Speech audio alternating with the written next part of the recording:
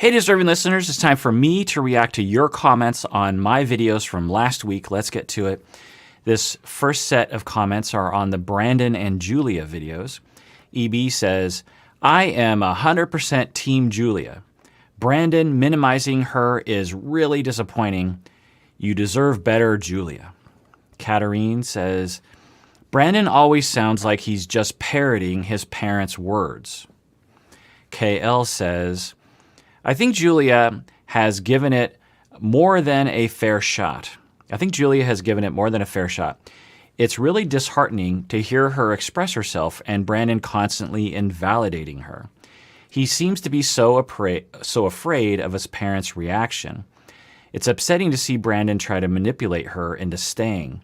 Why does he think everyone wants to work on a farm? I wonder if he will resent Julia if she forces him to move out. That's a good question. I suppose we'll find out. But that's, KL, you have a good question there. Like, I wonder if there's a no-win situation here where for Julia to be happy, they got to move out. And for Brandon to be happy, they have to stay. It's a good question.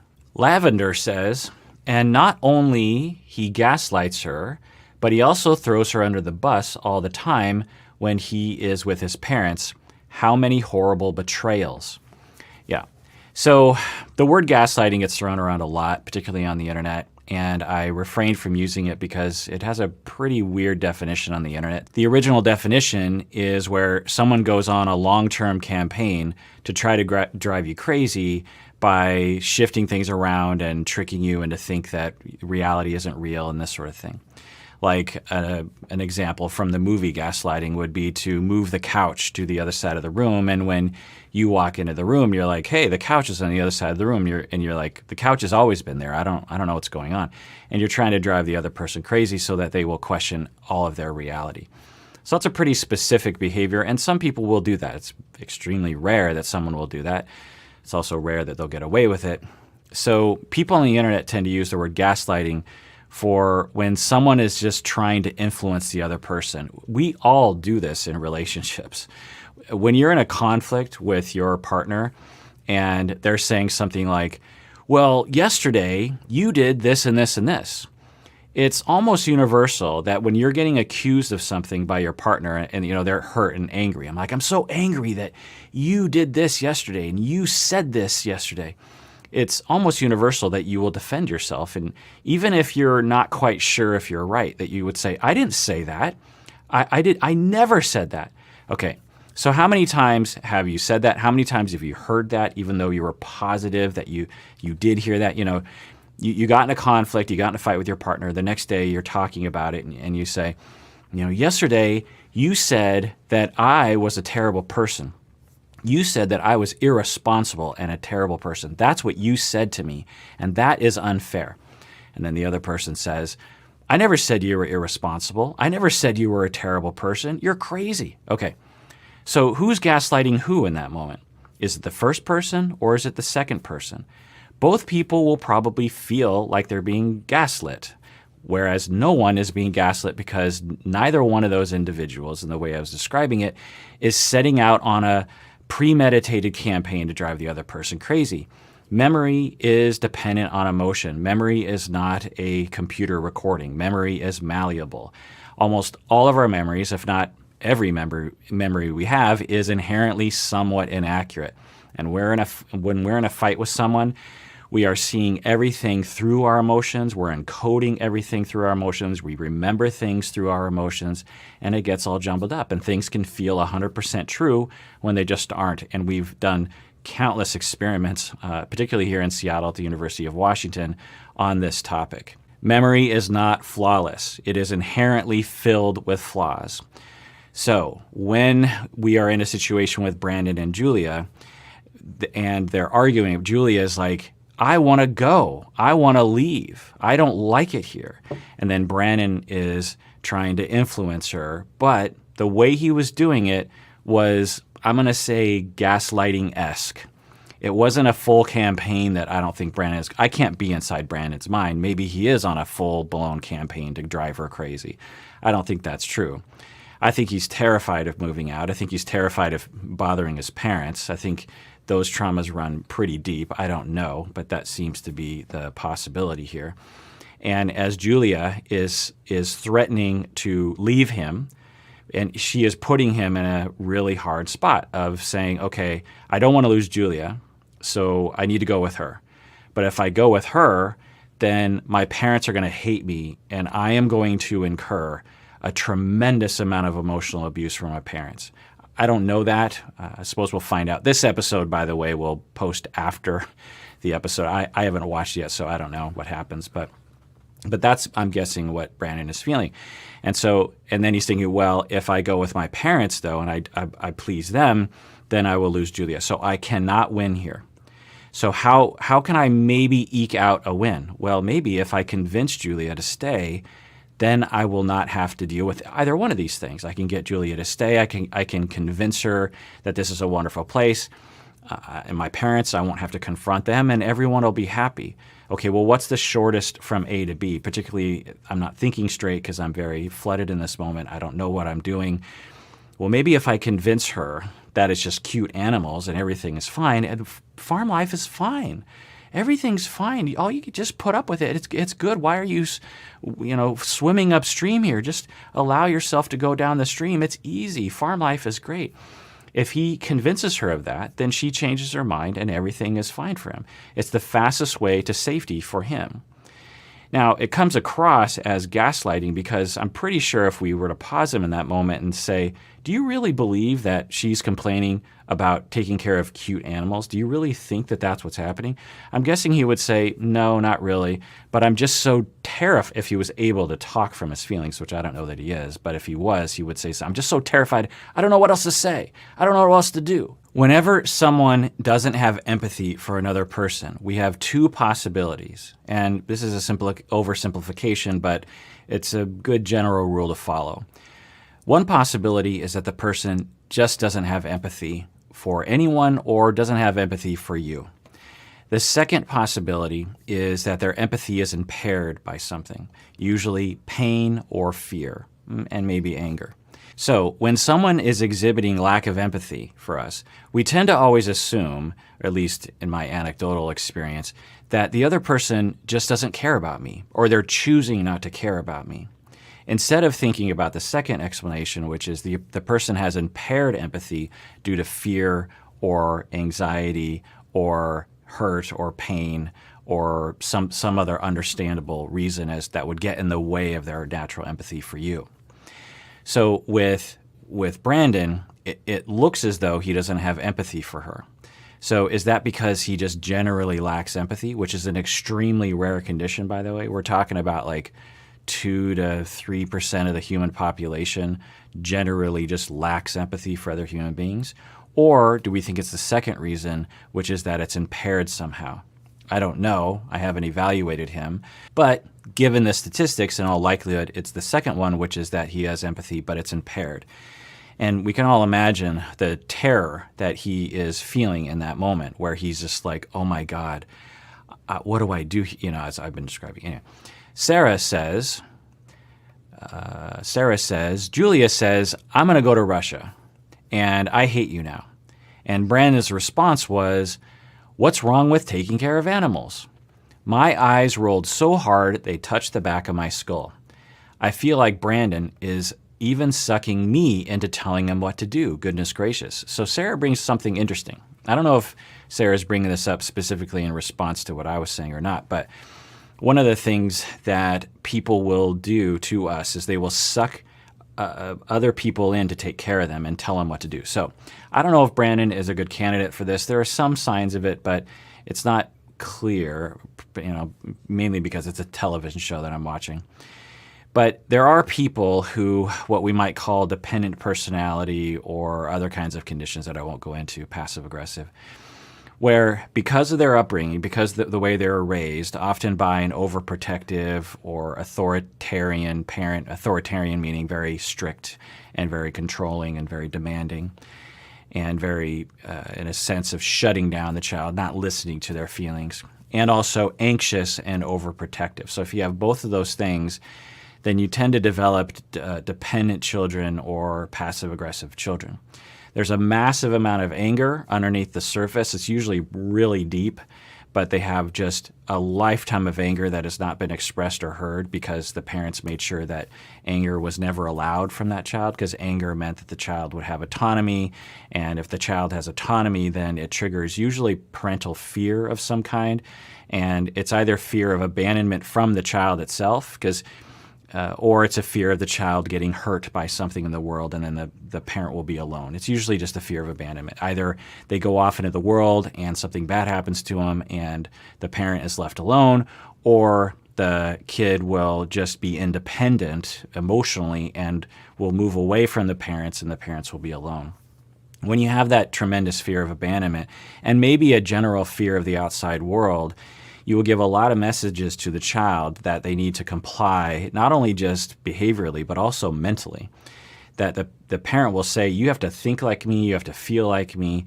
I tell you what to think, I tell you what to do, I tell you what to feel, I tell you what's okay, and basically just erasing any sense that the person has with what are my needs, what do I want? And so when these people grow up, they tend to not really know what to do with themselves unless someone tells them what to do. They usually will look for authority to tell them what to do. Now, deep down, they absolutely resent that person and will do sneaky things around the corner to get back at that person a lot of times. It's a very weird condition, by the way, and often not talked about on the internet in particular. I've treated a lot of people with this condition. But one of the things they will do to you if you encounter one of these people is they will come across as very incompetent. They will come across in a way that will suck you into taking care of them. They'll suck you into overfunctioning. You'll hear me talk about that. Dependent, passive-aggressive people tend to be very underfunctioning. They tend to lend themselves to that role. And they will suck you in to taking care of them. They will signal to you, I don't know what I'm doing. Think of it like when you are in your neighborhood and you see someone walking around with a map and they look distressed, like they don't know where they're at. And you know exactly everything in the neighborhood. You know where the highways are, and you see someone, well, naturally speaking, you're going to get sucked into helping that person, right? And that's a good situation. They're lost, and you know everything about the neighborhood. So you walk up and you say, "Oh, are you lost?" And they're like, "Yeah, I don't. Where am I?" And you help them out. So when we see incompetence, it's generally a psychological universality that when someone's incompetent, then we will be sucked into trying to help them. And so dependent people, passive-aggressive people, because they were kept incompetent and made to feel incompetent, they are very comfortable in an incompetent demeanor, and they will act very incompetent, and then it'll suck other people in to take control of them and to tell them what to do. And they usually will suck in someone who's very parentified in their role when they were growing up. Parentified people tend to be those who were given a lot of responsibility. They were the overfunctioning sibling in the family. They might even be overfunctioning over the parents. So dependent, incompetent, and passive-aggressive people will suck in the parentified and elevated people, and then they fit together very well. I don't know if Julia really fits that profile, honestly, because she doesn't seem to come across that way. She has a little bit of that, but I think that could be due to the fact that, let's just say that Julia has an even-keeled personality on this spectrum. But because he's coming across as so incompetent, it sucks Julia in to actually be an overfunctioner for him, which they will have that dynamic. And why do they do that? Well, one is because Brandon is just extremely comfortable in an authoritarian relationship where someone is telling him what to do. That's why I'm actually, if I'm reading it right, which I have no idea if I am, I'm really worried about the two of them, even if they move out. It's tempting to watch this situation and say, like, all their problems will be solved if they move out. And maybe they will. I don't know. But in the long run, I think Brandon has a tough hill to climb in terms of his own recovery and his own healing and his own schema reworking and his own working model reworking to figure out who he is and what he wants and how to assert himself and how to be competent, how to notice his own competence, and how to give off the vibe that he knows what he's doing within reason. So along these lines, it's quite possible that even if they do move out, that Brandon will continue to defer to her while secretly resenting her. That's part of this whole condition. When you're dependent, when you're passive-aggressive, you tend to have just a vast sea of emotion of anger underneath a pretty thick surface, if you will. So anyway, Sarah is saying, I feel like Brandon is even sucking me in to tell him what to do. So Sarah is picking up on that. That's very astute, Sarah. Tracy says, there is nothing more infuriating than someone acting surprised when you get mad about something you have told them many times about. I feel badly for Julia. Yeah. Anand says, oh my goodness, I loved hearing the story about your grandparents. It was so sweet seeing their photos. Thank you for sharing. Yeah, it was nice to share that. In the middle of that episode, I'm like, wait a second. This is very similar to my grandparents. My grandma was being, I don't know her words, but I would say the word terrorized by her mother-in-law, and was wanting to move out but didn't want to rock the boat, communicated to her husband, the son of the tyrant mother-in-law. I don't know if she was a tyrant. This is my great-grandmother, by the way. I'm calling her a tyrant. I don't know if she was. Didn't sound like a very helpful dynamic. And then in the middle of the night, my grandpa just said, we're leaving, and they just never talked about it again. And they moved from the Yakima area to Spokane, and they lived in Spokane the rest of their life. And as far as I know, they always had a good relationship with the mother-in-law. I don't think it blew up or anything. Krista says, Brandon looks absolutely terrified when he realizes he's going to have to tell his parents they're moving out. He literally looks like he can't breathe. Makes me feel bad for him for the emotional abuse he endured his whole life.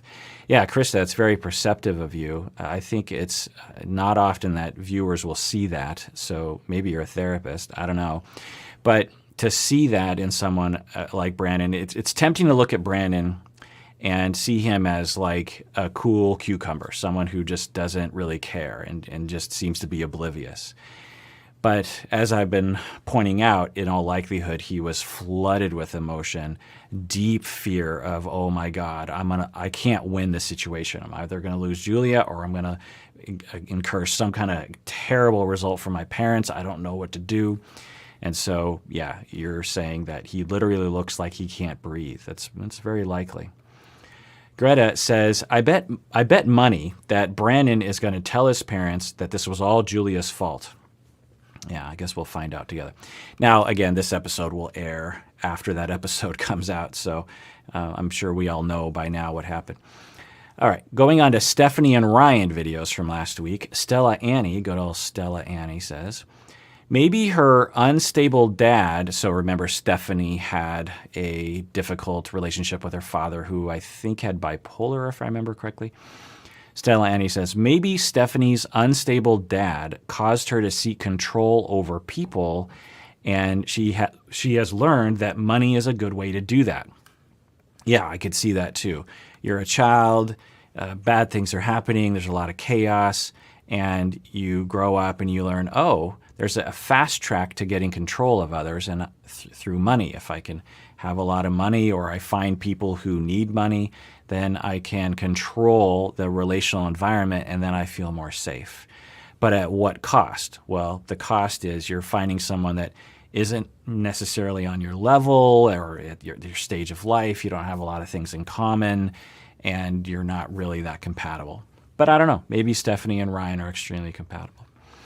Edwin says, I know you lose a lot of things. So remember, Stephanie was saying, Ryan, I know you lose a lot of things.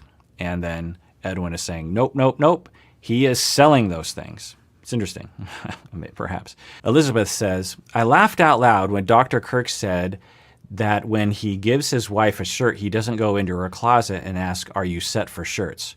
Right. So in the video, we saw Stephanie saying, okay, are you set for pants? Are you set for shorts? Are you set for shirts?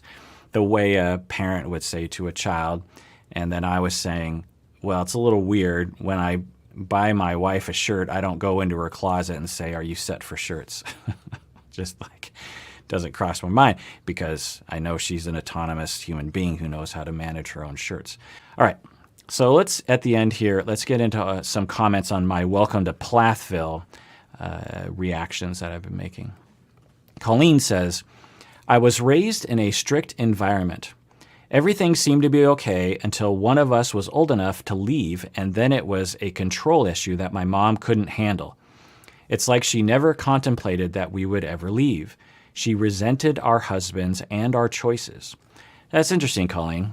So we certainly see the possibility of that conceptualization with Kim on Welcome to Plathville, that things were okay until someone decided to leave, and then there was no plan and no ability to adapt to that situation. That seems to be actually at least part of the issue. It's also possible that there were a lot of emotional messages that were damaging that were given to the kids. It's hard to tell. Hannah says, Ethan kind of reminds me of Brandon. So this is an interesting point, Hannah, that Ethan, the oldest kid in Welcome to Plathville, reminds you of Brandon from Brandon and Julia on 90 Day Fiancé.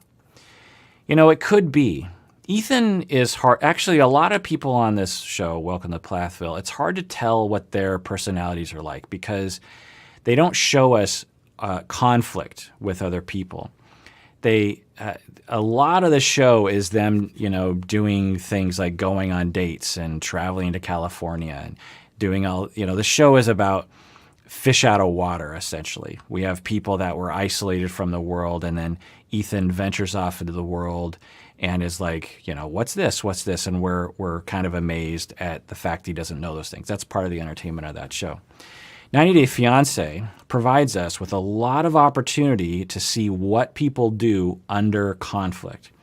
When people are in conflict, that's when they reveal their defenses, and that's when I can figure out what their overall personality is like. And so with Ethan, we can't really tell, but let me throw this out here because Hannah is bringing up a good point, something I didn't really think of, this connection.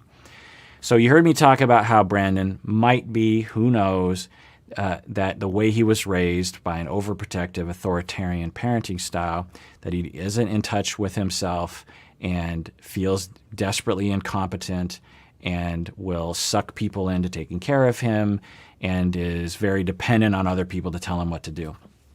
Certainly seems to be signs of that. Ethan might also have that as well. And that was something that I was hypothesizing, was that Ethan transferred from his parents' dependency to Olivia. And there's some signs of this. It's hard to tell because they keep referring to things that are happening away from the cameras.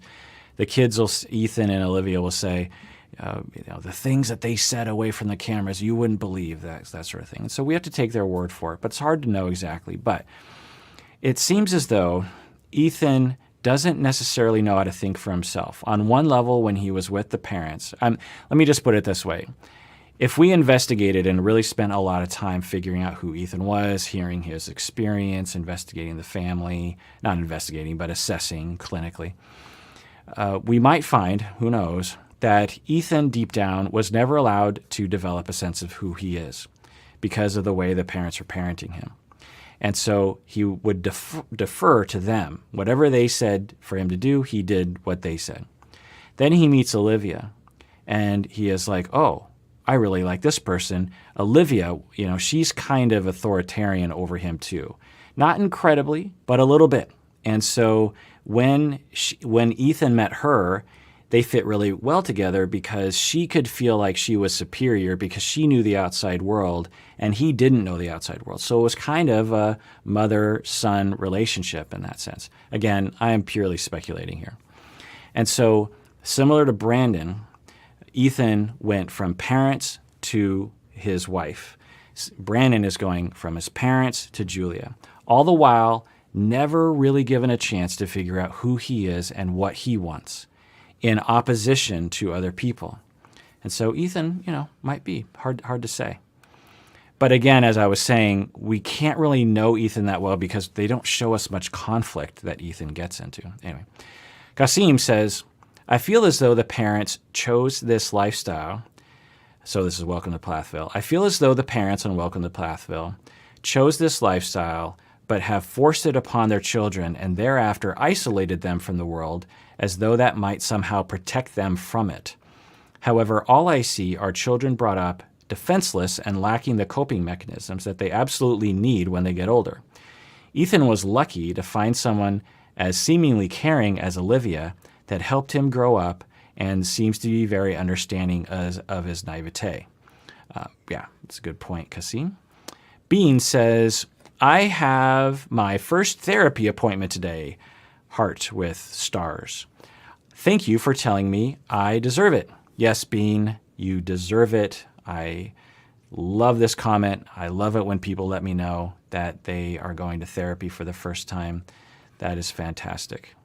It can take a long time to recover, but you deserve to go down that road for sure. Britt, final comment here. Britt says, I relate to some of how these kids were raised on Welcome to Plathville. My parents weren't conservative and religious, but my mom was very controlling to the point that I had an early bedtime even as an 18-year-old. It made me very resentful. I've learned in recent years that her behavior was nothing to do with me and everything to do with her fear. I've also learned about her abusive childhood, and it put a lot of things into perspective. It doesn't change what happened, but it helps me be a little bit more understanding and less angry. Hopefully these kids will come to that level of understanding someday too. Yes, Britt, 2 thumbs up to you. You are a survivor and a wise individual. And yes, I hope that the kids also have the same success that you have had. And everyone out there, please take care of yourself because you deserve it. You really, really do.